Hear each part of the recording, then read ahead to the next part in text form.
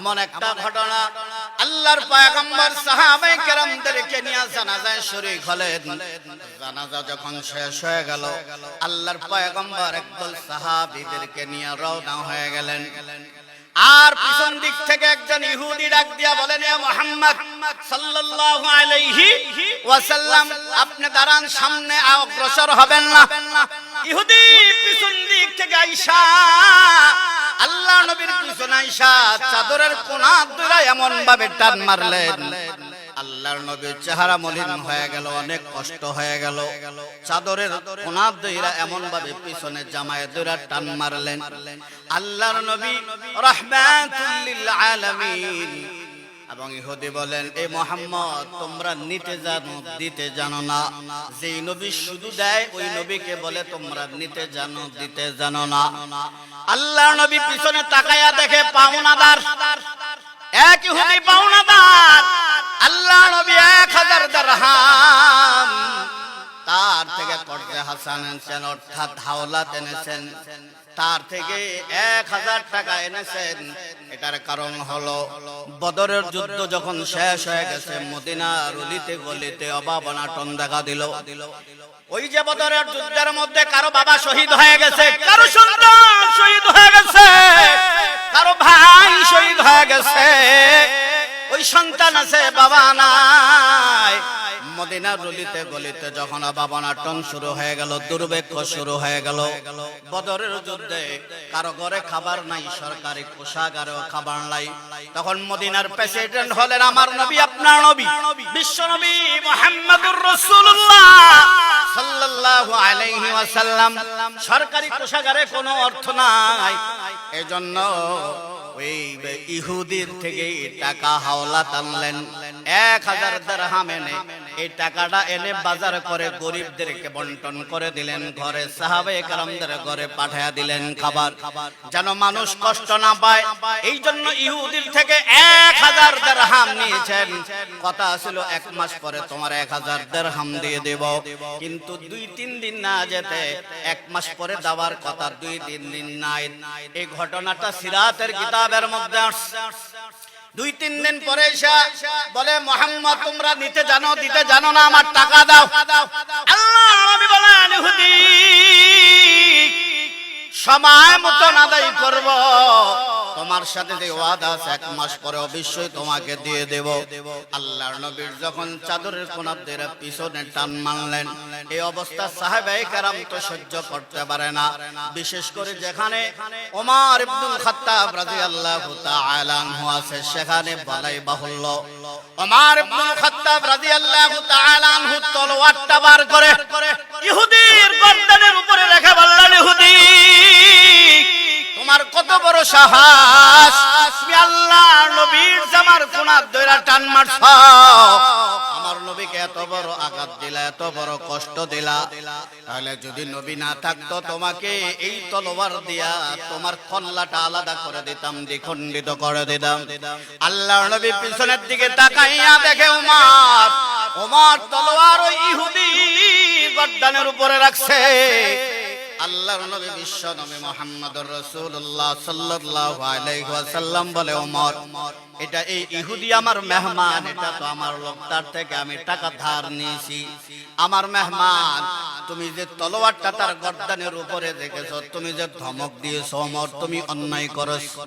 আমরা হলে বলতাম, হুজুর, আপনার পক্ষ হইয়া আমি কাজ করতেছি আর আপনি আমার বিরুদ্ধে কথা বলেন, ইহুদির পক্ষে কথা বলেন, আমার বিরুদ্ধে কথা বলেন। আমরা হলে এই কথা বলতাম, ঠিক না? ঠিক। আল্লাহ নবী বলেন, ওমর, এটা তো আমার মেহমান, তুমি যেটা করছো বড় অন্যায় করছো, ভুল করছো, ইহুদির কাছে তুমি ক্ষমা চাও। যে মেজাজ অনুযায়ী ওমর রাদিয়াল্লাহু তাআলা আনহু মেজাজ অনুযায়ী আমার আল্লাহ একুট জায়গায় কোরআনের আয়াত নাযিল করেছেন। আল্লাহু আকবার। ওমরের যে সিদ্ধান্ত, এমন বহু সিদ্ধান্ত আছে, ওমরের সিদ্ধান্তের সাথে আমার আল্লাহ তাআলা সিদ্ধান্ত বলেছেন, আমিও তার সাথে একমত। একুট জায়গায় কোরআনের আয়াত নাযিল হয়ে গেছে।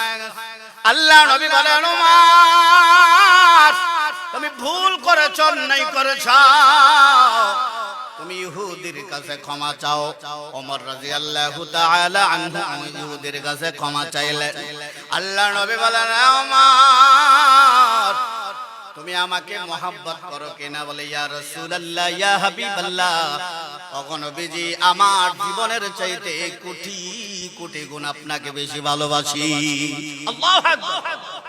ইয়া রাসূলুল্লাহ, ইয়া হাবিবাল্লাহ, আমার জীবনের চাইতে কোটি কোটি গুণ আপনাকে মহব্বত করি, ভালোবাসি।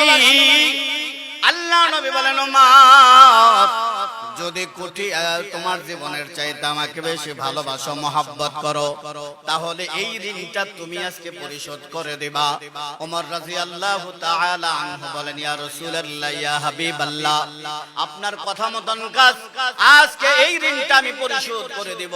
ইহুদির উদ্দেশ্যটা ছিল নবীকে অপদস্থ করা, লাঞ্ছিত করা। কারণ সে পাওনা হলো 1 মাস পরে। যদি মনে করেন আগামী রবিবার কেউ দেওয়ার কথা, শুক্রবারে আইসা যদি তার কাছে চায়, তাহলে সেটা ভুল, ঠিক না বেঠিক? ওমর রাদিয়াল্লাহু তাআলা আনহু বললেন, ওগো নবীজি, তার পাওনা আমি পরিশোধ করে দিব। ইহুদি মনে মনে চিন্তা করলেন, সেই সুযোগ হয়েছে, আমি টাকা নিব না, পাকনা খেজুর নিব। এই অবস্থায় যখন হয়ে গেল, ওমর রাদিয়াল্লাহু তাআলা আনহু বলেন, ইয়া রাসূলুল্লাহ, ইয়া হাবিবাল্লাহ, এই উহুদিরে আমার সাথে যাইতে বলেন, আমি পাকনা খেজুর পেরে ঘরের মধ্যে রেখে আসছি, আমি খেজুর পরিশোধ করে দেব। সে যা চায় তাই পরিশোধ করে দেব, কারণ সাহাবায়ে কেরাম নিজের জীবনের চাইতে নবীকে বেশি ভালোবাসতেন। ওমর রাদিয়াল্লাহু তাআলা আনহু চলে গেলেন। ইহুদিকে নিয়ে বাড়িতে যাইয়া ইহুদি বলে, 10 মণ খেজুর দিবা? বলে, হ্যাঁ। লোক নিয়ে আসো, 10 মণ মাইফা। বলেন, ইহুদি যাও, নিয়ে যাও। যাওয়ার সময় আল্লাহর নবী বলেন, ওমর পাওনাটা তো 10 মণ দিয়ে দিবা।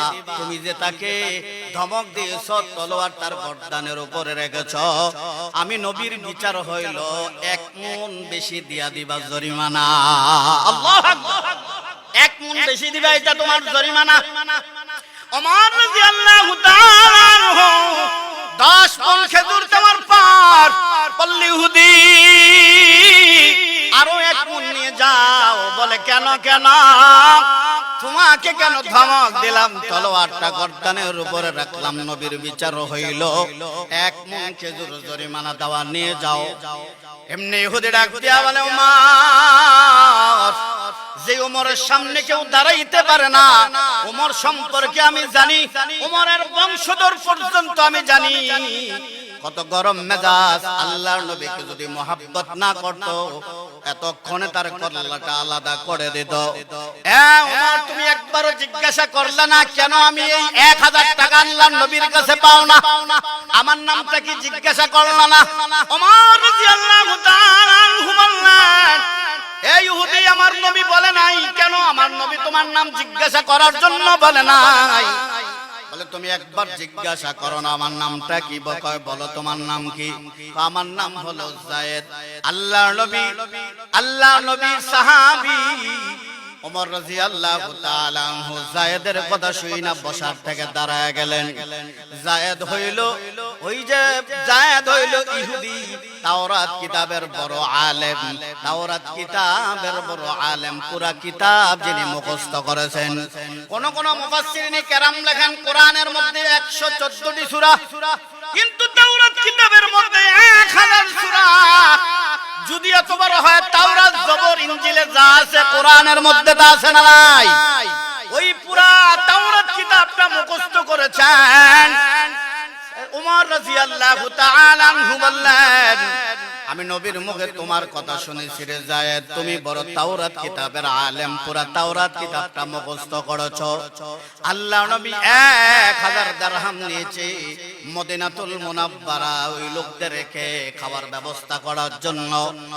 ওমর, আমি তাওরাত কিতাবের মধ্যে একে একে সব পড়েছি, আমি তো মুখস্থই জানি। তাওরাত কিতাবের মধ্যে আমি দেখেছি ওই যে মুহাম্মদ বিন আব্দুল্লাহ শেষ নবী হিসাবে দুনিয়াতে আগমন করবেন। ওমর, তাওরাত কিতাব আমি তেলাওয়াত করি, আমি সর্বশেষ পাইলাম যিনি সর্বশেষ নবী হবেন, আব্দুল্লাহ মুহাম্মদ বিন আব্দুল্লাহ, যিনি মুহাম্মদুর রাসূলুল্লাহ সাল্লাল্লাহু আলাইহি ওয়াসাল্লাম দুনিয়াতে আসবেন, তার চরিত্র এত সুন্দর, মহান চরিত্র আল্লাহ দান করেছেন। কেউ যদি তাকে গালি দেয়, কেউ যদি তাকে আঘাত করে, তিনি সমান সমান আঘাত করেন না। আল্লাহ নবীর চরিত্র আমি তাওরাত কিতাবের মধ্যে পাইছি। কেউ যদি কষ্ট দেয়, আল্লাহ নবী তাকে কষ্ট দেয় না, আল্লাহ নবী চলে যায় না, উল্টা তার সাথে সুন্দর ব্যবহার, উল্টা তার সাথে মুস্কি হেসে দিয়া কথা বলেন। আমি তাওরাত কিতাবের মধ্যে পাই, এটা পরীক্ষা করার জন্য আসলাম। আমি ভুল করেছি, অন্যায় করেছি। ওমর, আমি 10 মণ খেজুর দিতে আসিনি।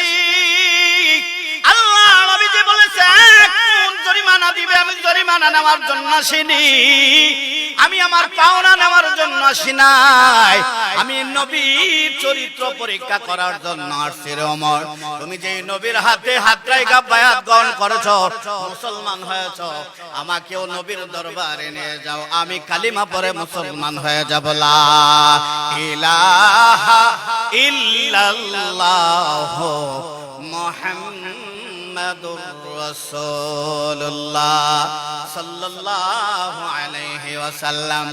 আল্লাহ নবীর কাছে দিয়ে যাচ্ছেন ওমর রাদিয়াল্লাহু তাআলা আনহু। আর তাওরাত কিতাবের বড় পণ্ডিত, তাওরাত কিতাবের বড় আলেম, আল্লাহর নবীর কাছে যখন নিয়ে যায়, আল্লাহর নবী তাকায়া দেখে দুজন হাসতে হাসতে যাচ্ছে।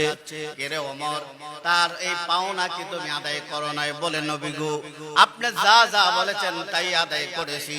উনি নাকি আপনাকে পরীক্ষা করার জন্য আসছে যে আপনার মহান চরিত্র, আল্লাহর নবীর এত সুন্দর চরিত্র হবে, কেউ গালি দিলে গালি দিবে না, উল্টা সুন্দর ব্যবহার করবে। উনি বুঝে ফেলেছে এই নবী হলো শেষ নবী, আখিরি নবী, মুহাম্মদুর রাসূলুল্লাহ সাল্লাল্লাহু আলাইহি ওয়াসাল্লাম। ইহুদি ডাক দিয়া বলে, নবী গো, আমাকে আপনি ক্ষমা করবেন, মাফ করে দিবেন, আমি বড় কষ্ট দিয়েছি আপনাকে, আপনার হাতে হাত রাখা বায়াত গ্রহণ করে আমাকে কালিমা পড়ে মুসলমান বানায়া দেয়। আল্লাহ নবীর চরিত্রের কারণে যায়েদ মুসলমান হয়ে গেল, ঠিক না ঠিক? আল্লাহ নবীর মহান চরিত্রের কারণে কাফের মুসলমান হয়ে গেছে। আর আমাদের আখলাক আর আমাদের চরিত্র দেখলে কিন্তু অবস্থা এমন খারাপ হয়ে যায়, মুসলমান ইহুদি হয়ে যায়, মুসলমান খ্রিস্টান হয়ে যায়, অথচ আমরা আল্লাহর নবীর উম্মত, আল্লাহর নবীর উম্মত দাবি করি, কিন্তু নবীর চরিত্র, নবীর আদর্শ আমাদের মধ্যে নাই, ঠিক না বেঠি? নবীর আদর্শ আমাদের মধ্যে নাই। আল্লাহ নবী, আমরা বিশ্বাস করি এখানে যারা আছি সকলে আমরা নবীর উম্মত, ঠিক না বেঠি? আল্লাহ তাআলার রুবুবিয়ত সারা পৃথিবীব্যাপী যেখানে আছে, তিনি হলেন খালেক, তিনি হলেন আমাদের রব, আর সব জায়গায় আমার নবী হলো রাহমাতুল লিল আলামিন। উনি কোন গোষ্ঠীর জন্য রহমত নয়, तमाम পৃথিবীর জন্য রহমত, तमाम পৃথিবীর জন্যই রহমত। এজন্য আল্লাহ নবী রাহমাতুল লিল আলামিনের চরিত্র এত সুন্দর যে মহান চরিত্র দিয়েছেন, ওনার বিচার এত সুন্দর, রাষ্ট্র পরিচালনা এত সুন্দর। কেউ যদি নবীর আদর্শ গ্রহণ করে, কেউ যদি নবীর সুন্নতকে মানে, তাহলে তো সে দুনিয়াতেও শান্তি, আখিরাতে দুনিয়া থেকে বিদায় হতে দেরি হবে, আল্লাহর তৈরি জান্নাতে যেতে একটি মুহূর্তেও দেরি হবে, একটি মুহূর্তেও দেরি হবে। এজন্য আল্লাহ তাআলা বলেন, যারা আল্লাহ আল্লাহর রাসূলের ইতাআত করে, ومن يطع الله الرسول فأولئك مع الذين أنعم الله عليهم من النبيين والصديقين والشهداء والصالحين وحسن أولئك رفيقا। আল্লাহ তাআলা বলেন, যারা আল্লাহ আল্লাহর রাসূলের ইতাআত করে, আল্লাহ আল্লাহর রাসূলের ইতাআত করে, অনুসরণ করে, আল্লাহ তাআলার নিয়ামত প্রাপ্ত যে বান্দা, নবীগণ রয়েছেন, সিদ্দিকগণ রয়েছেন, শহীদগণ রয়েছেন, সৎ কর্মশীল ব্যক্তি রয়েছেন, যারা আল্লাহ আল্লাহর রাসূলের ইতাআত করে, ওই আল্লাহর নিয়ামত প্রাপ্ত বান্দাদের সাথে, নবীর সাথে, শহীদদের সাথে তাদের হাসর হয়ে যাবে। আল্লাহ নবীর বিশ্ব নবী মুহাম্মদুর রাসূলুল্লাহ, নবীর চরিত্র, নবী যেভাবে খাইছে সেভাবে খাওয়া, নবী যেভাবে চলছে সেভাবে চলা, নবীর আখলাক, নবীর চরিত্র, নবী যেভাবে রাষ্ট্র পরিচালনা করছে এইভাবে রাষ্ট্র পরিচালনা করা, নবী যেভাবে সমাজ চালাইছে এইভাবে সমাজ পরিচালনা করা, নবী সংসার যেভাবে চালাইছে এইভাবে সংসার পরিচালনা করা। আমরা তো নবীর উম্মত দাবি করি, কিন্তু আমার শরীরের দিকে তাকাইলে নবীর সুন্নাত নাই, মানি মুখ দিয়া উচ্চারণ করি নবীর উম্মত, কিন্তু আসলে স্ত্রীর দিকে তাকাইলে দেখা যায় নবীর আসলে আমরা উম্মত নয়। আমার সন্তানের দিকে তাকাইলে দেখা যায় আমি নবীর উম্মত নাই। আমার নিজের চেহারার দিকে তাকাইলে দেখা যায় নবীর সুন্নাত দাঁড়ি নাই, এইভাবে নবীর সুন্নাত নাই, এইভাবে তাকাইলে দেখা যায় আমরা মুখে বলি নবীর উম্মত, কিন্তু আসলে অন্তরে নবীর উম্মত হতে পারি নাই, কাজেও নবীর উম্মত হতে পারি। নবীর আখলাক, নবীর চরিত্র এত সুন্দর। আল্লাহ তাআলা যখন যাকাতের আয়াত নাযিল করেছেন, যাকাত ফরজ করে দিয়েছেন, আল্লাহ নবী রাহমাতুল লিল আলামিন, আল্লাহ তাআলা আমার নবীর উপরে যাকাতের আয়াত ফরজ করে দিয়েছেন। যাকাত দেওয়া, আল্লাহকে যারা যাকাত দেবে আল্লাহ তাআলা তাদের ধন সম্পদ বৃদ্ধি করে দেবেন, তাদের জিন্দেগীর গুনাহ মাফ করে দেবেন।